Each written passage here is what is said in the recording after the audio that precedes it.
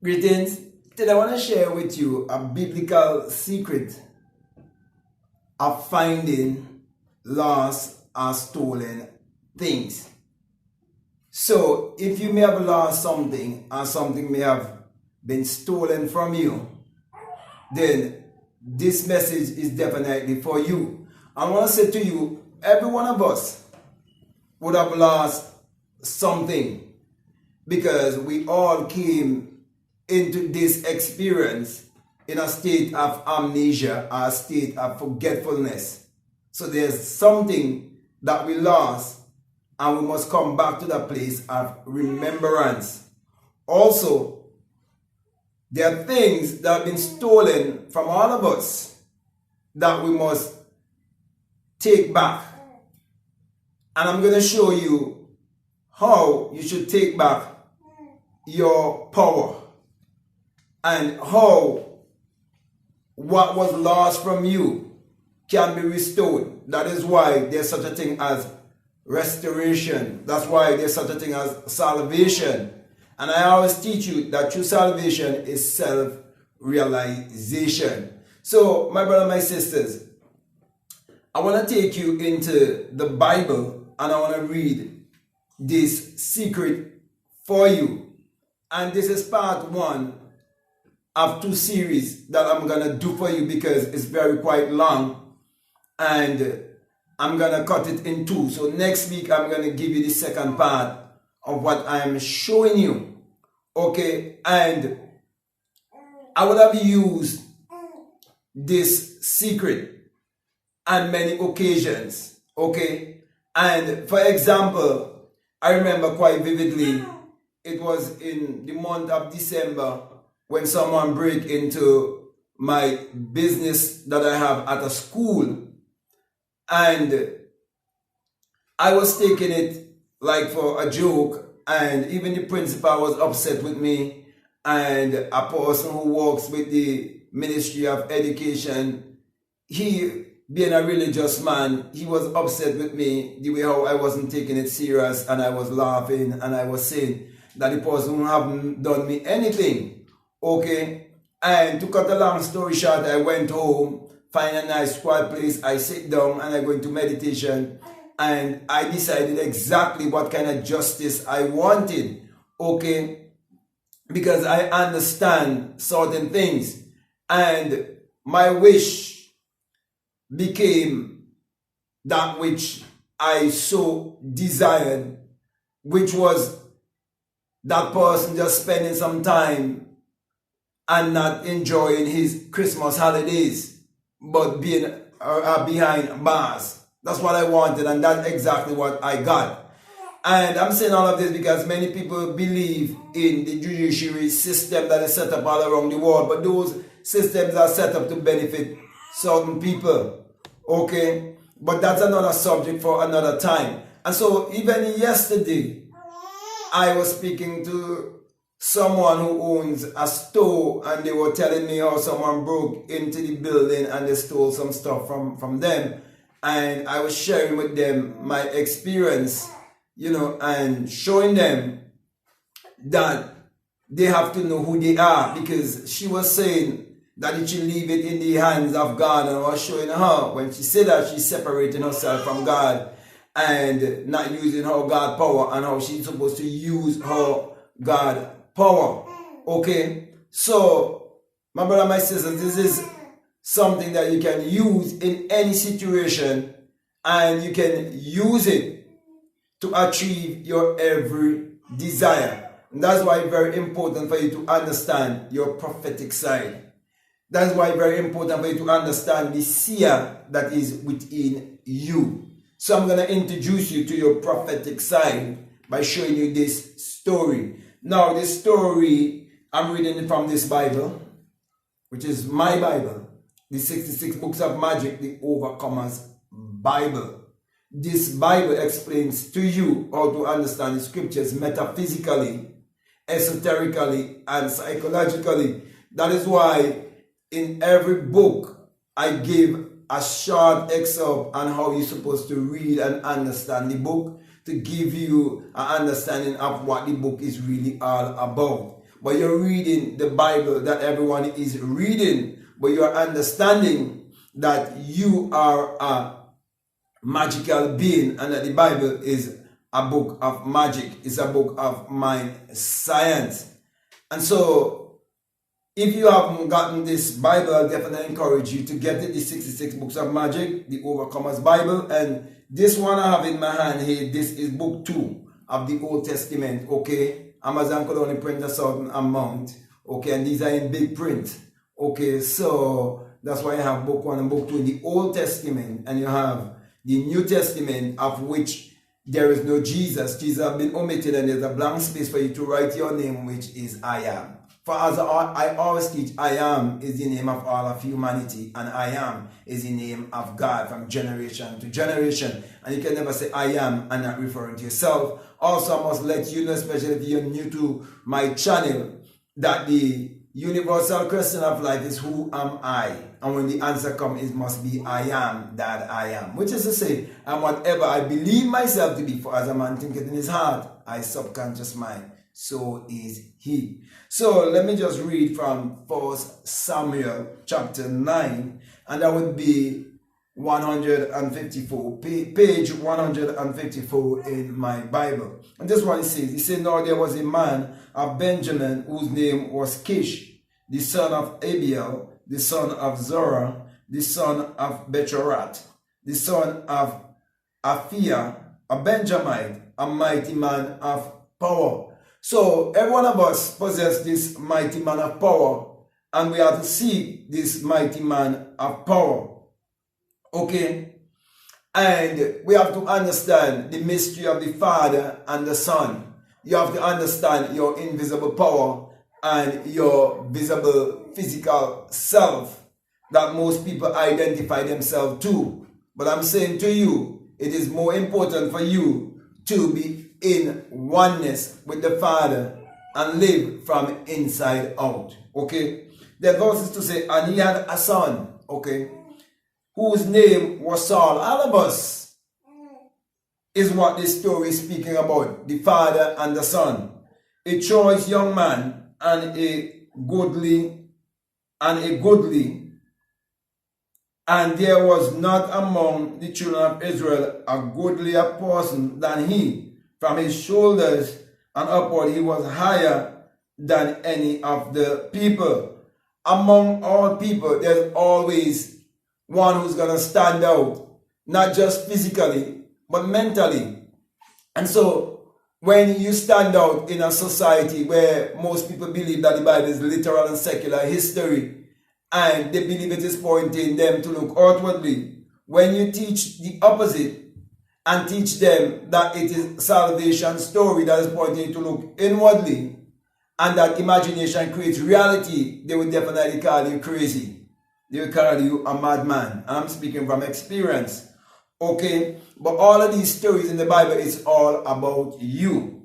Okay? Verses 3. And the asses of Kish, Saul's father, were lost. Here, when I speak about the asses, you need to know that the Bible always refers to the mind as a donkey, refers to the mind as an ass, because it can be calmed and it can be stubborn. So the mind is very stubborn, and when you want to concentrate and you want to focus and you want to meditate, you have to learn to bring that ass into subjection. So you have your thoughts, which create your circumstances and give you your personality. And so you have to bring them under control.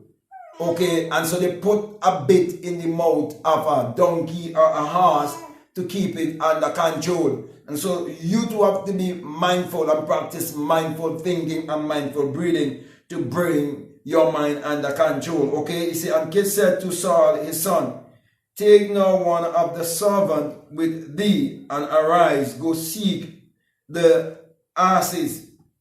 Now, as I said before, you have many thoughts, okay? And you have calm and cool, collective thoughts, and you have stubborn thoughts that will fight you, because most of the time when you want to manifest something in this world, it seems like a struggle, but the very easily manifested things most of the time are the negative things. And so you need to understand where this story is really coming from. And when you speak of a servant, remember, your servants are those that you can send out to go and come back to you. And the very Bible says that my word will not return unto me void, but it must accomplish that which I sent it to and prosper anything whereto I send it. So a servant, a messenger, is basically speaking of your thoughts. That is why an angel is speaking of your thoughts. Okay, what bring message to you, and from it is your thoughts. And a disciple still speaking of your thoughts. What follow you wherever you go, it is your thoughts. So you're the 13th one with 12 disciples, 12 qualities, 12 principles that are following you. So it's very much important for you to understand when you speak about us and asses, and when you speak about servant and so on, okay? So you are to go and you are to seek that which seems to be lost, that which is supposed to be giving you sustenance, and that which is supposed to strengthen you and give you, as I said before, provision. Okay, you're supposed to seek for it. Okay, and he passed through Mount Ephraim and passed through the land of Shalisha, but they found them not. All these different places are not geographical places. These are places in mind. These are mental states. Okay, so you pass through many different states of consciousness before you can really find what you're really looking for. Then they passed through the land of Shillim, and there they were not. So there are many, many places in life, psychologically speaking, that you would walk, and you would be looking for the answer or the phenomenon of life, and you will not find it. You will want to know how to really live this life, being in a place of contentment, being in a place of joy, peace, and happiness. And you will find yourself looking out in all the wrong places, and still you're not finding what you're looking for. But there comes a time when you definitely find what you're looking for. And he passed through the land of the Benjamites, but they found them not. So we are in this life looking for ourselves, but most people do not realize that. That's why many people look to church and different denominations. They look to politicians. They look to, sometimes their school teachers and so on. And they believe that they have the answers. But I'm saying to you that the answer is right within you. And that is what this scripture will really teach you when you understand it, as I said before, from a metaphysical and psychological standpoint. And when they were come to the land of Zuph, Saul said to his servant that was with him, "Come and let us return, lest my father leave caring for the asses and take that for us." There comes a time in life when you want to give up on the search, when you are worrying more about others than yourself. There comes a time of worrying, there comes a time of fret, there comes a time of uncertainty. And so you are going against your intuition, you're going against the leading and the guidance of the power that is within you. And so you are thinking about what society would say. You are thinking about how people would look at you. So you are actually missing the mark. Okay? And then verse 6 says, "And he said unto him, Behold, now there is in this city a man of God, and he is an honorable man." In each and every one of us is this man of God, this honorable man. So when you speak about this city, remember, you are the beholder. You are the perceiver, beholding the perception. So everything you see on the outside is a perception of that which is within. So when you think of a city is a vast place of dwelling, a vast place of transaction, where there's a lot of trading and so on is going on. And all of this is taking place right within your mind. This is where all of this is actually taking place. So it's always a psychological place of dwelling instead of a physical place of dwelling. But the mystics were just using these physical and geographical places to show you that you are not a one-dimensional being, you are a three-dimensional being. You are physical, you are psychological, and you are spiritual. So you have to learn to read between the lines and understand this book from every angle. Okay, so they say here in verse 6, and he said unto him, the servant, which is basically your intuition will lead you and guide you to show you there is in this city, there is in this place within you a man, a certain man, and this man is the man of God, the invisible man, your invisible self, and he is an honorable man. This is the honorable side of yourself, your limitless self, your prophetic self, that will tell you the future, that will show you how you can have anything that you so desire. He said here, all that he said cometh surely to pass. You see, all that he said cometh surely to pass. No, this is not teaching you of a specialized man who will tell you things before it ever happen. It is showing you that in you is this quality, in you is this power that will teach you that you can get something before it ever happen in your life, because time is not real, and you understand energy, vibration, and frequency. You understand the law of gestation, and you understand the science of alchemy, and you're working with the science of alchemy. Therefore, you can prophesy your life whichever way you want it to be.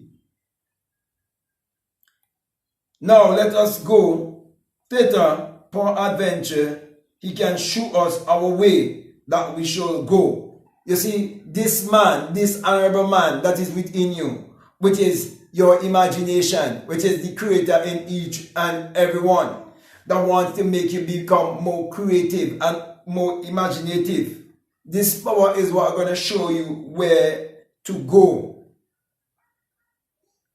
So my brothers, my sisters, if you feel lost in life, if you feel trapped, if you feel that there is no way out, if you have debts piled up in your life and you want answers, I'm saying to you that there is an honorable man within you, and this man is the creative power that is within you, and all it takes is self-discipline. You must be disciplined. Discipline is everything. And if you're disciplined enough to tap in to the source, if you're disciplined enough to check this honorable man, this prophetic man, the seer that is within you, and you learn to see things through the mind's eye, through the eye of God, through the eye of imagination, I'm saying to you that you will accomplish all your goals and your dreams, because this is the same power that has been used by all the great inventors. They gave us the automobile, they gave us the aeroplane, they gave us electricity, they gave us the internet, they gave us the telephone, they give us the money, and they put the sign of the seer on the money, which is the single eye above the pyramid, and religious people call it something devilish because they do not know who they are. They miss the all-seeing eye of the creative power that is within themselves. Verse 7, he said, Then said Saul to his servant, but behold, if we go, what shall we bring to the man? For the bread is spent in our vessels, and there is not a present to bring to the man of God. What have we? You see, many people want things in this life, but they do not want to pay the price. They don't want to come bringing an offering. They don't want to come bringing a sacrifice. They don't want to sacrifice nothing in life. They want everything to be handed to them on a platter. They believe things just going to fall in their lap. That is why many people heard about the law of attraction and think that things was just going to fall in their lap just like that, and forget that you can attract without putting things into action, and how you're supposed to know to use the law of Goya, which is get off your ass. So here it says you must always come before the man of God bringing a present. You must understand the principle of giving and receiving. You see, many people want to receive, but they do not want to give, because they do not realize that everything is a transaction. They do not realize that even the existence based on giving and receiving. You are receiving oxygen when you breathe in, and you're giving off carbon dioxide when you exhale. and the plants are very much grateful for it. Therefore, you're supposed to be grateful for that oxygen that you get to breathe in. You're supposed to be grateful for everything in your life and be willing to invest in yourself. Because when you invest in yourself first, it means that you haven't hold anything of value over your head, because you are the most valuable of all. So he said you must come and bring a present, right, to the man of God. Okay, the man of God is speaking of your prophetic self, your higher self. You must be willing to pay the price. You must be willing to give of yourself. You must be willing to give of your time. You must be willing to give of your talent. You must be able to give out of love. Okay, verses 8. And the servant answered Saul again and said, Behold, I have here at hand the fourth part of a shekel of silver, that will I give to the man of God to tell us our way. Here it is showing you real money. Silver and gold cannot be printed. But the fake money system that they use here to keep people in slavery, economic slavery, it can be printed. That is why right now the world is going through a recession. That is why right now the world is going through a depression. And they use this pandemic to make sure that this recession takes place. And so, my brothers and sisters, you have to understand your true currency. You have to understand that you have in you a gold mine. And you have to understand that gold and silver cannot be printed. And the pattern, the printed form of money from gold and silver and other precious things that you can find in the earth. And finding these precious things in the earth is just a symbol of how you can find all precious and valuable things within yourself. This body is referred to as the earth. So when people say that heaven is above earth, many people fail to realize what is above their shoulder, because they do not know that they are earth. That's why you go right back to the earth, this body. Okay? He said, I have here at hand the fourth part of a shekel of silver, that will I give to the man of God to tell us our way. He said, before time in Israel, it is just showing from the ancient time, from ever since, okay, man come to know and to rule as God, because Israel actually mean to rule as God, okay. When a man went to inquire of God, so you can inquire of God, but to inquire of God, you have to go within, okay. Thus he spake, come, and let us go to the seer. That seer is within you. It is you seeing things through the eye of God, through the invisible eye. Okay? For he that is now called a prophet was before time called a seer. Okay? So here it is teaching you that those of us who were mystics, we were prophets, we were seers, we are the ones who would have just precede you in the awakening. It's not that we are more special than you or we have any power over you. It's that we would have preceded you in the awakening, because this life is a dream. So basically, when you wake up out of the dream and you understand the science of alchemy, when you understand how the mind works, when you understand how imagination creates reality, when you understand the visible and the invisible, because you yourself would have become invisible and now you are here visible, and you understand energy and matter based on experience, and you become a witness because you experience the new birth, the birth from the skull, you experience the virgin birth, you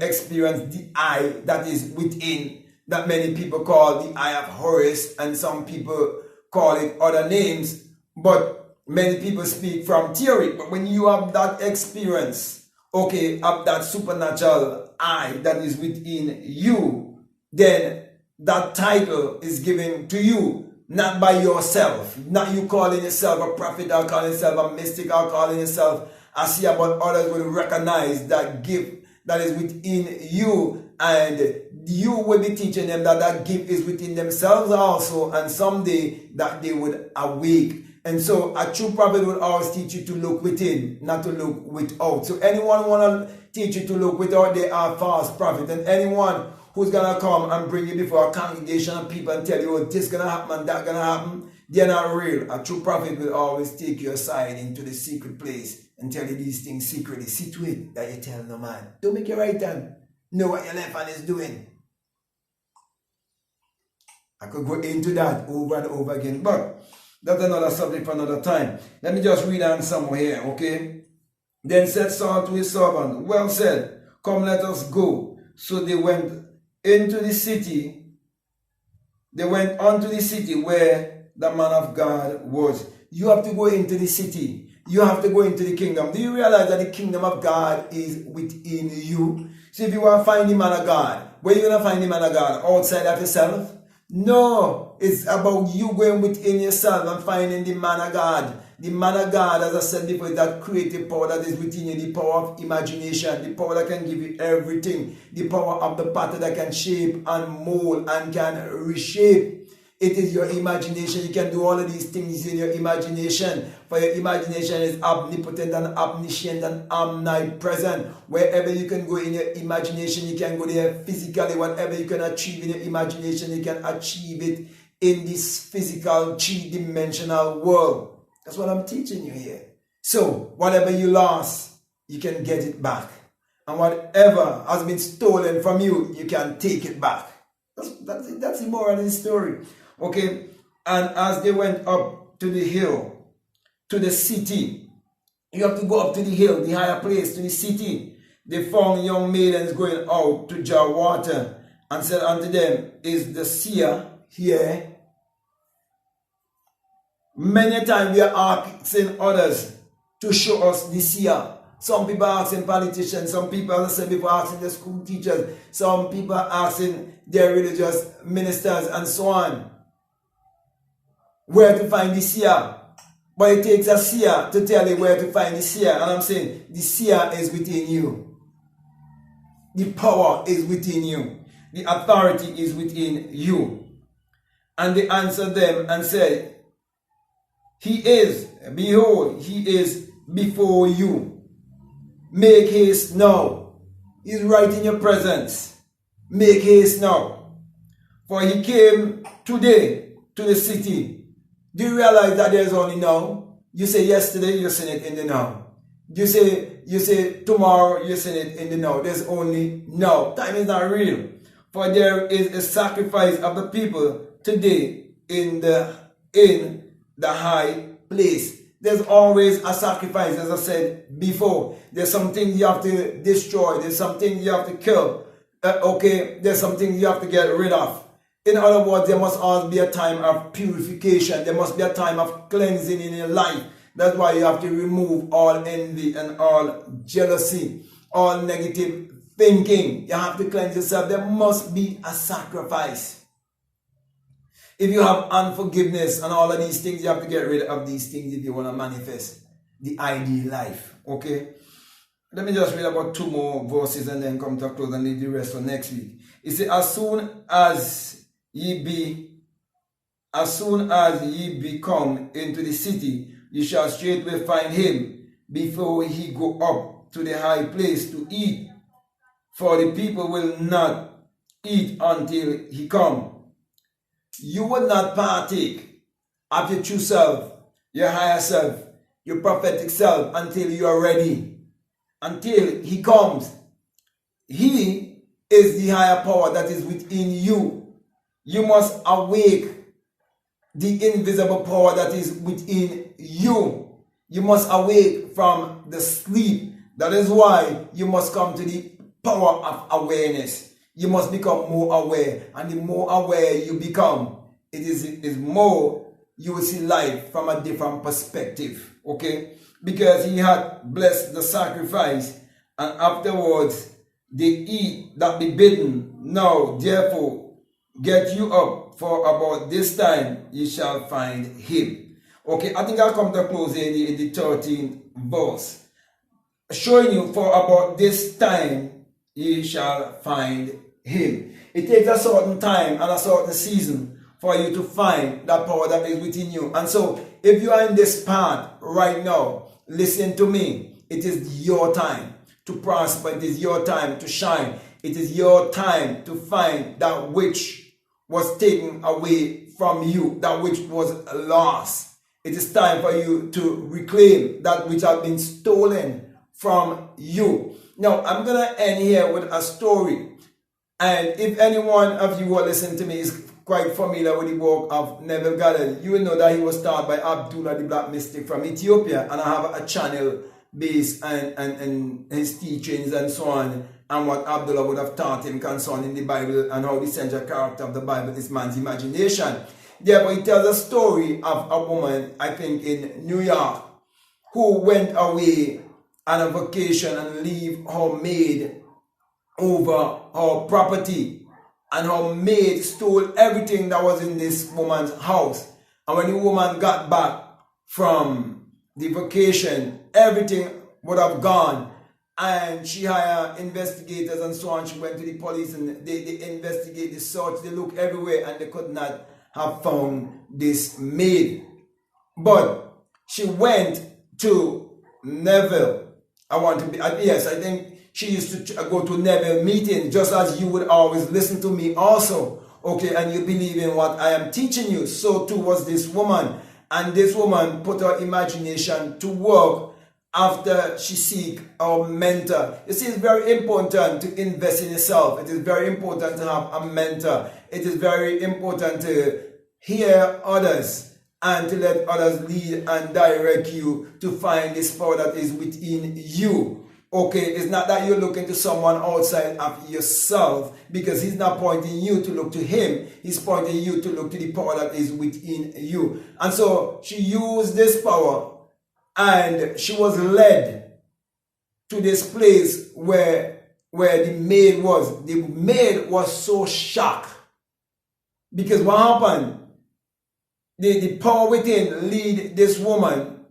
And this woman didn't know at the time that she was going to run into her maid, but she spot her maid and follow her and see where she went. And this woman went right up to her maid and grabbed her. The maid almost shed her skin because she was so shocked. So when the investigators and the police, when they cannot do certain things, and the rest of society look to these people, you need to know these are just systems that have been set up to shift you from the power that is within you, from the justice system that is within you. And they point you to some different justice system, and they point you to some other power. But I'm saying to you, the power is within you. So, my brother and my sister, I'm going to continue next week with this, because you're going to see where I'm really taking you. And you would definitely see how much you can apply this in your life, not just for your business, and not just to reclaim things that people may steal from you, physically speaking and so on, but it's for you to reclaim everything, okay? Because this message is very much empowering to you if you learn to read between the lines. So let me come to a close and let me say, if this is the very first time that you're listening to me and what I'm saying, if it makes sense to you and really resonates with you, and you haven't subscribed already, I'm definitely encouraging you to subscribe, to like, to comment, to share this video. Also, if you'd like to have a one-on-one with me, feel free to reach out to me by way of email. I share with you the terms and conditions, and if these terms and conditions really fit you and you'd like to have a good time with me together, we can definitely do it together. Though at times I might be busy, but I'll definitely find time to share with you and for us to go deeper down the rabbit hole and expound more deeply on these things. I'm encouraging you to invest in yourself. Also, if you like to follow me on Instagram or you like to follow me on TikTok, you can follow me at BlackMadGuru, and you can also follow me at rumble.com at BlackMadGuru also, which I just start posting, and I'm going to continue to post more videos there as time permits me. Also, if you like to take my $20 course, it's already uploaded on my Patreon. It's called The Inner Sun Science and Technology to Create Your Reality Consciously, along with a bonus course on self-concept. I've done part 1. I'm going to do a second part on self-concept for you, and then I'm going to post some other courses there as time go by. But I want to say to you, it's all about the inner light or the inner sun that is within you. And when you get in alignment with that inner sun, you will understand why the Bible tells you that the Lord thy God is a sun, a S-U-N, and a shield, and no good thing will he withhold from you. You will also understand why the sun is what powers all of humanity and give all of humanity its energy. And then you will realize also why Malachi 4:2 says that the Son of Righteousness shall arise in you, not outside of you, with healing in his wings. So righteousness and healing is a discovery that you will discover right within yourself. So if you feel strong there to check out those videos, I'll definitely encourage you to do so.